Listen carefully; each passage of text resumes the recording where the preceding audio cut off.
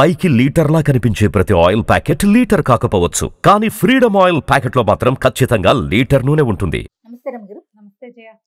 రమగారు, వివాహేతర సంబంధాలు చాలా పెరిగిపోయినాయి అని చెప్తున్నారు. అంటే ఇదివరకు కూడా ఉంది, ఆ, ఎప్పుడూ ఉంటూనే ఉంది. ఇప్పుడు అవకాశాలు కూడా పెరిగినాయేమో, మన కర్మకి అవకాశాలు పెరుగుంటాయి. విలువలు దిగిపోయి వలువలు విడిచేస్తున్నారనమాట జనం. అంతేగా, అంతేగా మరి. నిస్సిగ్గుగా ప్రవర్తించటం, విలువ లేదు, మర్యాద లేదు. వైవాహిక సంబంధం పట్ల ఒక విలువ, మర్యాద, గౌరవం, పార్ట్నర్ పట్ల ఒక సౌహృద భావం, వీళ్ళని చీట్ చేయకూడదనే ఇంగితం, అవన్నీ పోయినాయి. అవన్నీ బేసిక్ విలువలు కదా జయ. అంతే. పెళ్ళిని గౌరవించడం, కుటుంబానికి ఒక గౌరవం, మర్యాద, సామాజిక పరమైన మర్యాదలు తగ్గిపోతున్నాయమ్మా. రాను రాను ఇదివరకు దీన్ని రహస్యంగా ఉంచాలని భావించేవాళ్ళు. ఎప్పుడైనా ఒకసారి ఏదైనా జరిగితే దాన్ని కప్పెట్టేవాళ్ళు. ఇప్పుడు ఏమిటో మరి జనం ఇలా రకరకాలుగా తయారయ్యారు. ఇప్పుడు ఈ గణాంకాల రీత్యా ఎక్స్పర్ట్స్ ఏమంటున్నారంటావు? ఇప్పుడు పెరిగినాయి అంటున్నారా? సంఖ్య అయితే ఇదివరకుతో పోల్చుకుంటే కాస్త పెరిగిందనే చెప్తా ఉన్నారు రమగారు. అంటే దానివల్ల డివోర్స్లు అవి పెరుగుతున్నాయి. అదే అనుభవాను. డివోర్స్ సంఖ్య కూడా. ఇప్పుడు లాయర్ల చుట్టూ వెళ్ళే వాళ్ళు, కోర్టు మెట్టెక్కే వాళ్ళు, రకరకాల సమస్యలు తెక్కుతారు. వాటిలో ఇవి ఎక్కువైనాయి అనేది మనకి వినిపిస్తా ఉంది. నా అబ్జర్వేషన్ కూడా ఒకటి ఉంది ఇందులో. ఎప్పుడో ఏదో ఒక చిన్న పొరపాటు చేశాము, దాని ప్రభావం మా వైవాహిక జీవితం మీద ఉంది. దీన్ని ఎట్లా కవర్ చేసుకోవాలి అని కౌన్సిలర్ల దగ్గరికి వెళ్తున్న వాళ్ళ సంఖ్య కూడా ఉండొచ్చు. అంటే నేను ఏదో ఒకటో అరో నాకు వస్తున్నాయి అని నేను అనుకుంటున్నా. కాదు, ఇప్పుడు నువ్వు చెప్పిన దాని ప్రకారం చాలా వాటికి వెళ్ళిపోతున్నట్టు. అంతే కదా. అంతేగా. అంటే ఇదివరకటికి ఇప్పటికీ ఒక డిఫరెన్స్ ఉందేమో అనిపిస్తుంది జయ. ఇప్పుడు ఉద్యోగ సంస్కృతి పెరిగిపోయింది కదా. అవును. ఈ ఉద్యోగాల్లో ఇలాంటి పీపుల్ కలిసి ఉండే అవకాశాలు ఎక్కువ. ఇప్పుడు ఎవరిళ్లలో వాళ్ళు ఉండటం, ఆడాళ్ళు ఇంట్లో ఉండటం, మగాళ్ళు ఉద్యోగాల్లో ఉండటం కాదు కదా, ఆడామగా ఉద్యోగాల్లో ఉండటం. అవును. అండ్ మరి మీరు అబ్జర్వ్ చేశారో లేదో కానీ నా అబ్జర్వేషన్ ఒకటి ఉంది, చాలామంది ఆన్లైన్ కాపురాలు చేసేస్తున్నారు. మా హస్బెండ్ లేదా నా వైఫ్ ఇలా ప్రవర్తిస్తున్నారని అని కౌన్సిలర్ల దగ్గరికి వెళ్ళే వాళ్ళ సంఖ్య కూడా పెరిగింది. నేనేమో 2-3 కేసులే, నేను ఎక్కువ వినలా, కానీ నా దగ్గరికి వచ్చినవి ఉన్నాయి. నేను ఎవరితో మాట్లాడినా వాళ్ళు అవునని చెప్తున్న ఇవి కనపడుతున్నాయి. ఇంట్లో వైఫ్ గీఫ్ అన్నీ మామూలుగానే ఉంటాయి. వీళ్ళు ఆన్లైన్లో 2-3 తోటి ఫ్రెండ్షిప్ల్లో ఉంటారు. కొంతమందితో వెర్బల్గా మాటల్లోనే కాపురాలు చేసేసే విధానం ఒకటి కనపడుతుంటుంది. న్యూడ్గా చాట్ చేయటం, ఇవన్నీ వివాహేతర సంబంధంగానే చెప్పాలి కదా. అంతేగా. న్యూడ్ చాటింగ్స్, లేదా ఎవరితోటైనా వల్గర్గా మాట్లాడడము, లేదా ఎప్పుడు ఎవరో ఒకరితో ఇలా మాట్లాడుకుంటూ ఉండటం, ఈ ఇంట్లో ఉన్న పెళ్ళాన్ని, ఇదంతా కూడా వివాహేతర సంబంధంగానే మనం చెప్పాల్సి వస్తుంది. మరి ఈ ఇంట్లో ఉండే మనుషులతోటి లేదా వాళ్ళతో ఉండే వాళ్ళతోటి వీళ్ళకి ఆ రకమైన స్నేహమో ఇంకోటో ఎందుకు ఉండట్లేదు అంటే వీళ్ళు ఎందుకు కలిసి ఉండలేకపోతున్నారు? ఆ కలిసి ఉండలేని వాడు అసలు పెళ్లి చేసుకోకుండా ఏదో నచ్చిన చోటు చేసుకోవచ్చు కదా అంటే అలా కాదట. ఈ పెళ్ళిళ్ళు అవి నచ్చినప్పుడే చేసేసుకుంటారు మామూలుగానే. కొద్ది రోజులు గడిచేసరికల్లా వేరే కొత్త దాన్ని కోరుకుంటారు. ఈజీగా లభిస్తోంది కాబట్టి ఇది ఎవరికి తెలిసేదేముంటుంది. అంతేగా. ఒక అమ్మాయి అయితే అక్కడ చదివాను నేను, ఇంచుమించు మా అందరికీ వేరే వెర్బల్ వైఫ్స్ ఉన్నారు మా ఫ్రెండ్ సర్కిల్లో. ప్రతి వాళ్ళకి మాట్లాడుకునే వైఫ్లు, మాట్లాడుకోవడానికి హస్బెండ్స్ వేరే ఉన్నారు. ఊరికే హస్బెండ్ వైఫ్ అని పేర్లు చెప్తున్నాం, ఆడ మగ ఎవరికి వాళ్ళకి ప్రత్యేకమైన ఫ్రెండ్స్ ఉంటారు. లేకపోతే ఈ బోర్డమ్ని, స్ట్రెస్ని జయించడం కష్టం అని ఒక అమ్మాయి చెప్పినట్టు. ఈ స్ట్రెస్ని బీట్ చేయాలంటే ఏదో ఒకటి థ్రిల్ కావాలి మనుషులకి. ఆ థ్రిల్ ఇంట్లో ఉన్న వాళ్ళతోటి లేదా తమతోటే ఉండే వాళ్ళతోటి, కంపానియన్ తోటి జీవితం అంత థ్రిల్లింగ్గా ఉండదు. బయట ఎవరైనా అవుట్ సైడ్ పర్సన్స్ తోటి ఇలాంటి మాట్లాడితేనే, ఇలాంటి ప్రవర్తనతోటే థ్రిల్ వస్తుందని, థ్రిల్లింగ్గా ఉంటుంది, కిక్. ఈ స్ట్రెస్ అంతా ఎట్లా బీట్ అవుట్ చేయాలి? నేను అనుకుంటాను, ఊరికే ఒక ఆలోచిస్తుంటే జయ, ఇదివరకు ఇన్ని యోగా క్లాసులు, ఇన్ని యోగా సెషన్స్, ఇన్ని రకాల యోగాభ్యాసాలు లేవు. అవునండి. ఇప్పుడు యోగాలు వచ్చినాయి, జుంబాలు వచ్చినాయి, డాన్సులు వచ్చినాయి, వాకింగ్ క్లబ్స్ వచ్చినాయి, లాఫింగ్ క్లబ్స్ వచ్చినాయి, స్టాండప్ కామెడీస్ వచ్చేసినాయి బోల్డన్ని. ప్రజలకి కాలక్షేపానికి పుంఖానుపుంఖాలుగా వ్యవహారాలు వచ్చినాయి. ఏమిటి అయినా సరిపోవట్లేదా? ఇన్ని రకాల ఇంతవరకు ఏవమ్మా ఇవన్నీ? అవునవును. ఏం లేవు, మనకు ఫోన్లు కూడా లేవుగా మన బతుక్కి. మన దగ్గర ఏం లేవు మన చిన్నప్పుడు.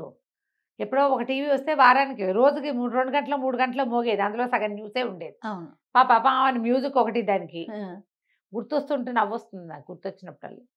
ఇప్పుడు ఏవో ఒక చిత్రహారు, ఓ చిత్రవిహారు, ఒక బుధవారం ఒక సినిమా, ఆదివారం ఒక సినిమా, అంతే మన గోల. ఇన్ని రకాల కాలక్షేపాలు.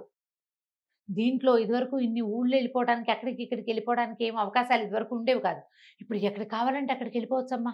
ఏ దేశానికి కావాలంటే ఆ దేశానికి వెళ్ళిపోవచ్చు. అసలు వీసాలే అక్కర్లేని దేశాలే 10 15 తయారైనాయి. అవును. వచ్చేయండి మా దగ్గరికని. ఇన్ని ప్రయాణాలు. పోనీ చదువులు తక్కువ అంటే చదివి చచ్చిపోతున్నారు జనం. అన్నీ ఎక్కువగానే ఉన్నాయి రమ్మగారు. ఇవన్నీ ఉండి స్ట్రెస్ని బీట్ చేయడానికి ఈ ఉపయోగది సరిపోదు, ఉన్నదంతా సమూహం చాలక ఇంకా ఇప్పుడు ఇలాంటివి. స్ట్రెస్ బీట్ చేయడానికి మన పార్ట్నర్ని మోసం చేయాలా? అది ఆలోచించుకో. ఇదొకటి. స్ట్రెస్ని బీట్ చేయడానికి ఒక అసహజమైన, అసంబద్ధమైన, ఎవరికి చెప్పుకోలేని, ఓపెన్ చేయలేని, నలుగురికి తెలిస్తే నగుబాటుగా ఉండే ఒక ధోరణిని అవలంబించాలా? అవలంబించుదా పోనీ ఏదో తాత్కాలికంగా ఒక్క పూట ఒక్కసారి ఎప్పుడూనా మన బతుకి ఒక నిజము నిలకడ వద్దు మరి కావాలి కదా. ఇప్పుడు ఇందులో నిజమేది, నిలకడేది? నిజము నిలకడ లేవు కదా. రెండూ లేవు. ఏదైనా ఒకసారి ఇట్లాంటివి జరగచ్చు మా జీవితంలో. మనుషులం కదా జయ మనం. మానవ సహజంగా తప్పిదాలు జరుగుతాయి. ప్రతి వాళ్ళు ఏదో ఒక బలహీన క్షణానికి లోనవటం అనేది ఒక లోక సహజమైన సంగతి. ఆడైనా మొగైనా దానికేం అంత చాలా ఇంకా క్షమ లేదు, మీకు నిష్కృతి లేదని అనలేం. అవును. జరగచ్చు. ఏదో once in a blue moon. That blue moon should be once in a life ఉండాలి. అంతేగా. అంతేగాని ప్రతి నెల వన్స్ ఇన్ ఏ బ్లూ మూన్లు ప్రతి నెల వస్తాయంటే ఎట్లా? ఇంకప్పుడు మనం ఎవరికైనా ఏదైనా ఒక ఎథికల్గా ఉండు, సరిగ్గా ఉండు, ప్రాపర్గా ఉండు అని చెప్పలేం కదా. అసలు మనకు లేదుగా, ఎథిక్ లేదు, ప్రాపర్ థింగ్ లేదు, మనకేం లేదు ఇక్కడ. నువ్వు పిల్లల్ని ఎట్లా సరి చేస్తావు, నీ సబార్డినేట్స్ని ఎట్లా సరి చేస్తావు, నీతో ఉన్న సమాజాన్ని సరిగ్గా ఎట్లా ఎక్స్పెక్ట్ చేస్తావు? నీ దగ్గర ఒక్క సరైన సంగతి, ఒక సంగతి లేనప్పుడు, ఇది లేకపోతే బేసిక్ క్యారెక్టర్ లేనట్టు కాదా? 100% కదా. అంటే ఇదో ఇంతేనా అంటే అలాగే చెప్పాలి. మరి నీకు ఈ వైవాహిక బంధంతో ఇబ్బంది, ఇప్పుడు అవకాశాలు వచ్చినాయి, నేను ఇలాంటి మాటలు మాట్లాడకూడదు కానీ అవకాశం ఉంది, నీ దారి నువ్వు పో, అప్పుడు నువ్వు ఏదైనా చెయ్యి. పోనీ నీకు ఏది నచ్చిందో దాంతోటే ఉండు. లేదు అది కూడా కాదు, అది కాదు. చాలా రోజుల క్రితమే ఈ కథ నేను చెప్పినట్టే నాకు గుర్తుంది. ఇప్పుడు రైటర్ పేరు కూడా మర్చిపోయి చాలా రోజులైంది. ఆవిడ ఒక కథ రాశారు, ఒక ఆవిడ మేడం, టక్కిన పేరు మర్చిపోయాను చూడు, నన్ను క్షమించండి ఆ పేరు చెప్పలేకపోతున్నందుకు. భార్య భర్త, ఈ భర్తకి ఆఫీస్లో ఒక అమ్మాయితో చాలా ప్రగాఢమైన స్నేహం ఉంటుంది. అది నాతో ఉంది అంతే, నువ్వు కూడా నాతోటే ఉంటావని భార్యని బెదిరిస్తాడు అతను. ఆ అమ్మాయి చచ్చినా ఒప్పుకోదు. ఇప్పుడు నేను కూడా ఎవరితోటైనా ఉంటానంటే నీకు ఓకేనా? నువ్వు ఆడదానివి, నేను మొగాడిని అంటాడు. నేను ఆడదాన్ని, సరే మరి అది కూడా అవతలది ఆడదేగా, నువ్వు ఉండేది మొగాడితోటి కాదు, నీతో ఉంటున్న ఆడదానికి వేరే కుటుంబము వ్యవహారం ఉన్నాయి, అది ఎట్లా నీతో ఉండగలుగుతోంది? నేను ఎట్లా ఇంకొకరితో ఉండకూడదు? నువ్వు మాత్రం ఉంటానంటావు, నువ్వు మొగాడిని అంటావు. నువ్వు మొగాడు అయితే అది ఆడది కదా. ఏం చేస్తుంది? ఓ రోజు సత్యనారాయణ వ్రతం అని పిలుస్తుంది, మొగుడిని తెగ తిట్టిపోస్తుంది, గొడవలు అవుతాయి. ఈ అమ్మాయికి వచ్చి చీర తెచ్చి, ఆ అమ్మాయికి కూడా చీర తెచ్చానంటాడు. ఈ ఒకరోజు సత్యనారాయణ వ్రతం పెట్టి చుట్టాలందరినీ పిలుస్తుంది. ఆ అవతల అమ్మాయి మొగుడు కూడా వస్తారు, పిలుస్తారు, వీళ్ళే వస్తారు. వస్తే ఈ అమ్మాయి పరిచయం చేస్తుంది, ఇగో ఈ అమ్మాయిని ఇతను ఉంచుకున్నాడని చెప్తుంది అందరికి. ఆ అమ్మాయి ఏడుస్తూ ఉంటుంది, మొగుడు వెళ్ళిపోతాడు కోపం వచ్చి. మొగుడు వెనక నా జీవితం పాడు చేసావు నువ్వు అంటుంది. మరి నువ్వు చేసింది ఇక్కడ, రోజు నీతో నన్ను పోలుస్తాడు, నీతో బాగుంది దాంతో నా జీవితం చాలా బాగుంది, నీతో నేను అంత ఎంజాయ్ చేయట్లేదని చెప్తున్నాడు నాతో. నా ఎదురుగుండా గంటల తరబడి నీతో మాట్లాడతాడు. ఈ ఇంటికి డబ్బు సగం నేను కడితే, వాళ్ళ అమ్మా నాన్నని నేను సపోర్ట్ చేస్తే, వీడికి పిల్లల్ని నేను కంటే సంతోషం నీ వల్ల ఉందని నాకు చెప్తున్నాడు. నేనేం చేయాలి? నీకు ఇప్పుడు జీవితం నీ భర్తకు తెలిసింది కాబట్టి జీవితం పాడైపోయింది. మరి భార్యకి తెలిసినప్పుడు ఇక్కడ పాడవలేదా జీవితం? అత్తగారు బతిమలాడుతుంది వద్దు వద్దని. చెప్పే నీ కథ నాకు గుర్తుంది చాలా రోజుల క్రితం. రైటర్ పేరు కూడా చెప్పా, మేడం పేరు ఇప్పుడు నాకు గుర్తు రావటం లేదు. నాకైతే నిజంగా విన్న గుర్తు అనిపించట్లేదండి. ఓకే, జనాలకు గుర్తొస్తుంది చూడు. ఎప్పుడు ఎలా ఉంటుందంటే, మీరు ఏదైనా ఒకటి, ఏ విషయమైనా సజావైన షేరింగ్ సంతోషాన్ని కలిగిస్తుంది. సజావు కాని షేరింగ్ ఎప్పుడు భయావహమే, అంతేగా. ఎప్పుడు ఇబ్బందికరంగానే ఉంటుంది. దినదినగండం నూరేళ్ళ ఆయుష్. ఈ క్లోజ్ ఫ్రెండ్షిప్లో ఇప్పుడు మనం గమనిస్తున్నదే, ఇందాక నువ్వు మాట్లాడుతుంటే నాకు తెలియనట్టు మాట్లాడతాను, కానీ నాకు ఇవి తెలుసు. క్లోజ్ ఫ్రెండ్షిప్స్, 2-3 కుటుంబాలు క్లోజ్ ఫ్రెండ్స్ అన్ని చోట్లకి కలిసి వెళ్తారు. ఇప్పుడు జరుగుతున్న సమాజం అట్లా ఉంది. కలిసి వెళ్తారు, సినిమాలకు కలిసి వెళ్తారు, వాళ్ళ పిల్లలు వీళ్ళ పిల్లలు కలిసి ఆడుకుంటారు. సడన్గా ఆ కుటుంబాల్లో ఒకడికి ఇంకో కుటుంబంలో ఒక ఆవిడకి సంబంధం ఏర్పడుతోంది. వీళ్ళ వల్ల ఎంత కలుషితమైపోతుందో సమాజం. నేను అనుకుంటా ఇంత కలిసి ఉండటం ఎందుకు? ఎంతవరకు ఉండాలి అంతవరకు ఉండొచ్చు కదా.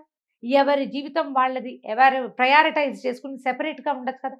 ఏదో సిచ్యువేషన్స్లో కలుస్తాం, అంతకంటే ఎక్కువ క్లోజ్నెస్ మీరు ఎందుకు చేయాలి?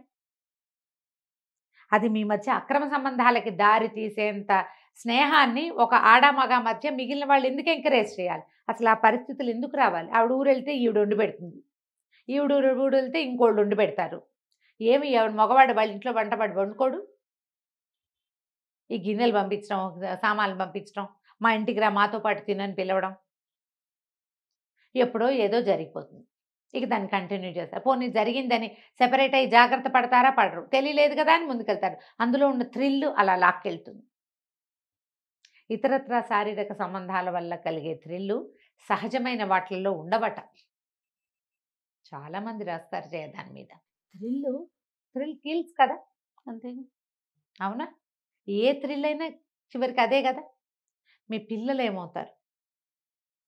అసలు మీ మనుషుల మధ్య సంబంధాలని సజావుగా అర్థం చేసుకోవటం కుదురుతుందా? కష్టం కదా. ఎప్పుడైనా ఒక పొరపాటున ఏదైనా జరిగితే దాన్ని అక్కడ సరిపెట్టేసేయాలి, వెనక్కి తిరిగి చూడకూడదు. ఈ సమాజం ఇందులో ఏమవుతుందంటే, ఒకటి జాగ్రత్త పడాలనుకుంటారు ఆడో మగో, రెండో వాళ్ళు వదిలిపెట్టరు, బ్లాక్మెయిలింగ్కి దిగుతారు. బ్లాక్మెయిలింగే, అది కూడా ఇబ్బంది. ఇంకా తప్పదు, చివరికి హత్యలు, మరణాలు, లేకపోతే డివోర్సు, అక్కడి దాకా కుటుంబ విచ్ఛేదము, పిల్లలు అన్యాయం అయిపోవటము, అందులోకి వెళ్ళిపోతుంది. ఇది అందాక పోనివ్వద్దు. ఈ దూరం ఎక్కడో ఉన్న వాళ్ళతోటి ఫోన్లలోనో ఇంటర్నెట్ ద్వారానో శారీరక సంబంధాలు నెరవేరుద్దామన్న ఉద్దేశాలు మానేయండి. సమాజాన్ని పాడు చేసేది ఇదే. అది తెలివిగల పని కాదు. ఎప్పుడో ఒకప్పుడు తెలియక ఏదో తింటాం, ఇది పొరపాటని తెలిసి మానేస్తాం. ఇవి కూడా అంతే. మానుకోకపోతే మీ తర్వాత తరాలు చాలా చెడిపోతాయి. వాళ్ళకి మనుషుల మధ్యని ఈ సునిశ్చితమైన సంబంధాలని అర్థం చేసుకోవటం చాలా కష్టమవుతుంది. పేరెంట్స్కి ఈ రకమైన విలువలు తెలిసి ఉండాలి. వన్స్ మీరు పేరెంట్స్గా మారారు, ఇద్దరు కుర్రాళ్ళుగానో అమ్మాయి అబ్బాయిగానో ఉన్ననాళ్ళు ఏమిటో తెలియదు మనకి, ఎలాగో పోతుంది జీవితం. వన్స్ పేరెంట్స్గా మారాక మీరు ఇలా తెంచుకోలేని భావజాలాల మధ్య ఇరుక్కుని మీ సంబంధ బాంధవ్యాలను పాడు చేసుకుంటే పేరెంట్స్గా మీరు అడ్డంగా ఫెయిల్ అయిపోతారు. మీ వల్ల సమాజం చెడిపోతుంది. సమాజాన్ని చెడగొట్టే దిశగా అడుగులు వేయొద్దు. ఒక తొందరపాటు అడుగులు పడితే వాటిని అక్కడ ఆపండి. కాలు వెనక్కి తీసుకోవడానికి ట్రై చేయండి. మీ మనసుకి మీరు నచ్చజెప్పుకోండి, ఇతరులకి నచ్చజెప్పండి, అవసరమైతే ఒక కౌన్సిలింగ్ తీసుకోండి. కానీ ఇలాంటి వాటిని ముందుకు తీసుకెళ్ళిన కొందికి మీకు మంచి సమాజం దొరకదు. అంతే. దీనివల్ల ఏంటంటే డివోర్స్ ఆల్రెడీ ఇండియాలో చాలా పెరిగినాయి. ఇందాక నువ్వు చెప్పిన లెక్కల్లోనే దీనివల్ల ఏమనాలి, అక్రమ సంబంధాల వల్ల ఎక్స్ట్రా మ్యారిటల్ అఫైర్స్ ఈ ధోరణి వల్ల డివోర్స్ అవుతున్నవి ఎక్కువగానే ఉంటున్నాయి. మామూలుగానే కొట్లాడుకుని డివోర్స్ తీసుకుంటున్నారు చిన్న చిన్న విషయాలకి. ఇంకా దానికి తోడు ఇవి కూడా ఉంటే ఇంకా కష్టం కదా. మీకు పిల్లలు ఉంటే మరీ కష్టం. అవునా? ఆలోచించండి. ప్రవర్తన మార్చుకోవటం ఏ స్టేజ్లో అయినా చేయొచ్చు. ఇది వరకు చాలా చేసాం, ఇప్పుడు మారటం ఎందుకు అనుకోకండి. ఏ పరిస్థితుల్లో అయినా మార్చుకోవచ్చు. ఒకవేళ మన పత్వంతో ఉన్న వాళ్ళు మారితే వాళ్ళని క్షమించి కలుపుకోండి. ఇది కూడా ప్రధానం, చాలా ఇంపార్టెంట్ కదా. నువ్వు ఒకటి తెగొట్టేసుకుంటానంటే తర్వాత మానేసిన ప్రయోజనం లేదు. మాట్లాడుకుని మానేసుకుని మళ్ళీ కలిసి ఉండేందుకు ఆలోచించండి. దానివల్ల డివోర్స్ వైపుకి వెళ్ళరు. మీ కుటుంబ సమాజం చెడిపోకుండా ఉంటుంది. ఉంది కదా మన ఫ్యామిలీ సొసైటీస్, అవి పాడవకూడదు. మీరు ఎక్కడో చోట ఆగి సర్దుకుని దాని మీదే ఎంతసేపు ఎత్తిపడటము, దాని గురించి ఎంతసేపు మాట్లాడటము, దాన్ని మళ్ళీ పునరావృతం చేయటము, ఈ వ్యవహారాల జోలికి వెళ్ళకుండా ఆడ మగ కూడా సర్దుకుంటే అది అక్కడితోటే ఆగిపోతుంది. మళ్ళీ అలాంటి పరిస్థితులు రాకుండా జాగ్రత్త పడండి. ఏదో పాసింగ్ క్లౌడ్స్ అనుకో, వాడి దారిని అది పోతాయి, దీని దారిని ఇది నడుస్తుంది. పాసింగ్ క్లౌడ్స్ అందరి జీవితాల్లోనూ వస్తాయి, చాలామందికి వస్తుంది. వదిలేసి చూసి చూడనట్టు ఊరుకుంటే తర్వాత సమాజం ముందుకెళ్తుంది ఆటోమేటిక్గా. అంతే. సరిగ్గా ఆలోచించండి దయచేసి. రైట్ రమ్య గారు, నమస్తే. నమస్తే జయ.